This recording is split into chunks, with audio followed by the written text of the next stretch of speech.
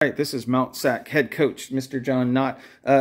John, as you know, we're doing a story on Coach Winterburn, who's a friend of yours, and you coached.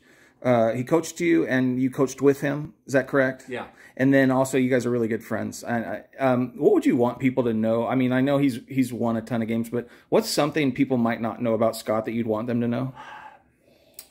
I mean, it's hard. If you know Scott, you know him. He is who he is. I think what you see between the lines as a coach, as a teammate, he's very similar as a person. He's a straight shooter. He's honest. He's all in.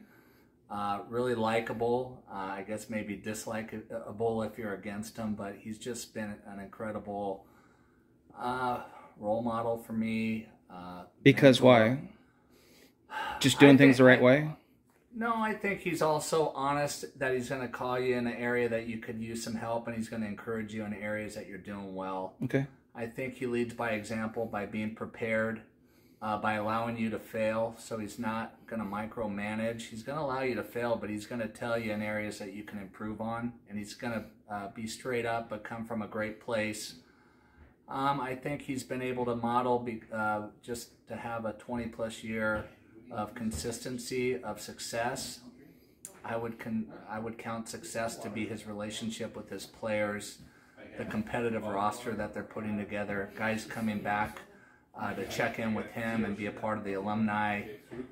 He's been extremely successful. Is there anything you observed from him that maybe you've adopted as, you know, you went from Bonita to Mount Sac? Is there anything that, I think we all learned from different coaches along the way, is there anything that you specifically took from Scott? One of the biggest, for sure, is the ability to adapt. I know that's broad, but he's kind of changed his game. When I've told him, like, some of the baseball areas that I've needed to improve coming from high school, he gave me areas that he's changed over the years, like utilizing a bullpen, some of his catch play, his practice plan. He's always trying to reform and change, challenge his own beliefs, and adapt his practice plan so they're not monotonous. Okay. And so I have a ton of respect for that.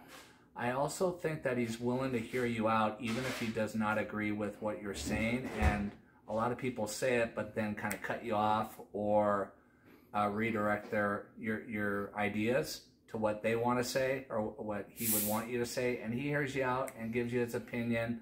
I think he's great to talk to, learn from, and you know, he's been very helpful in that. Okay, so last thing, you're talking to him right here. What would you want to tell him about his getting the 500 wins, about his, well, just you're talking to him. Go ahead. Oh, Scott, love you, man. Seriously, I wouldn't be doing what I'm doing without you.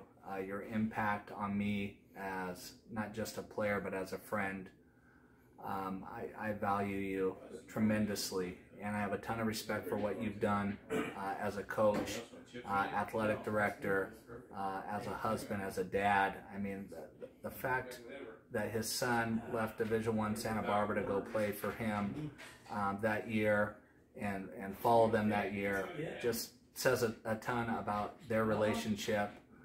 He recently, you know, Natalie got married. I mean, it's just crazy how time flies, but the impact he's had on his own family and then people that he's coached with and coached. Okay.